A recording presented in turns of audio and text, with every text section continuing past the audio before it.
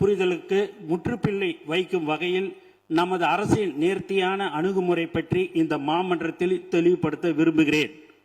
கடந்த நவம்பர் 13, 2025 அன்று மேகதாதுக்கு எதிராக நாம் தொடர்ந்த வழக்குகளை உச்ச நீதிமன்றம் மேகதாது அணை திட்டம் ஆரம்ப நிலையில் தான் உள்ளது என கூறி தள்ளுபடி செய்தது.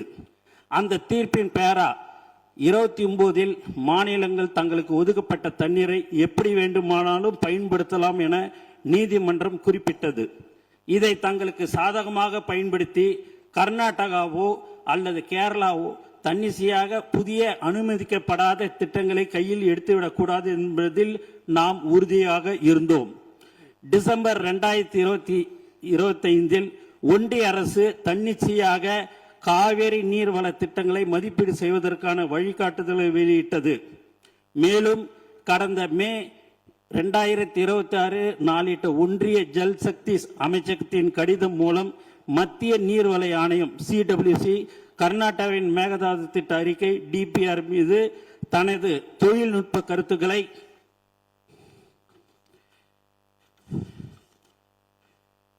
வழங்கி அடுத்த கட்ட நகர்வுக்கு காத்திருப்பது அம்பலமாகி உள்ளது. இருப்பினும் இந்த வழிகாட்டுதல்களை கடுமையாக எதிர்த்தும் தமிழ்நாடு அரசு 9/6/2026 அன்று ஒரு கடிதம் எழுதியுள்ளது. இந்த சூழ்நிலையின் தீர்வை கருத்தில் கொண்டு ஏற்கனவே குறிப்பிட்டவாறு நமது மாண்பு முதலமைச்சர் அவர்கள் அண்மையில் 27/5/2026 மாண்புமிகு இந்திய பிரதமர் அவர்களை நேரில் சந்தித்து மேகதாது அணை விவகாரம் குறித்த தமிழ்நாட்டின் நியாயமான கவலைகளை குறிப்பிட்டு கோரிக்கை மனு சமர்ப்பித்துள்ளார்கள். தமிழ்நாட்டின் ஒப்புதல் இல்லாமலும் நடுவர் மன்ற தீர்ப்புக்கு முரணாகவும் மேகதாது பகுதியில் எந்த ஒரு கட்டுமான பணிகளும் அனுமதிக்க கூடாது என்று அக்கோரிக்கையில் மிகவும் வலியுறுத்தி கேட்டுக்கொள்ளப்பட்டுள்ளது. 2018 உச்ச நீதிமன்ற தீர்ப்பின் மூலம் தமிழ்நாட்டிற்கு உறுதி செய்யப்பட்ட 50% நம்பகத்தன்மை கொண்ட 740 TMC தண்ணீர் பங்கீட்டை எந்த ஒரு புதிய நடுவர் மன்றமும் மாற்ற முடியாது.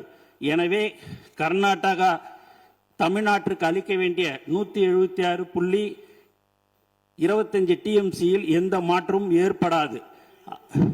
177.25 TMCயில் எந்த மாற்றமும் ஏற்படாது. 1956 ஆண்டு நதிநீர் தாவா சட்டத்தின் பிரிவு 4(1) படி ஏற்கனவே தீர்க்கப்பட்ட பிரச்சனையை மீண்டும் திறக்க சட்டத்தில் இடமில்லை. 2018 தீர்ப்பில் உபரி நீர் சர்ப்ளஸ் வாட்டர் குறித்து துல்லியமாக கணக்கிடப்படவில்லை.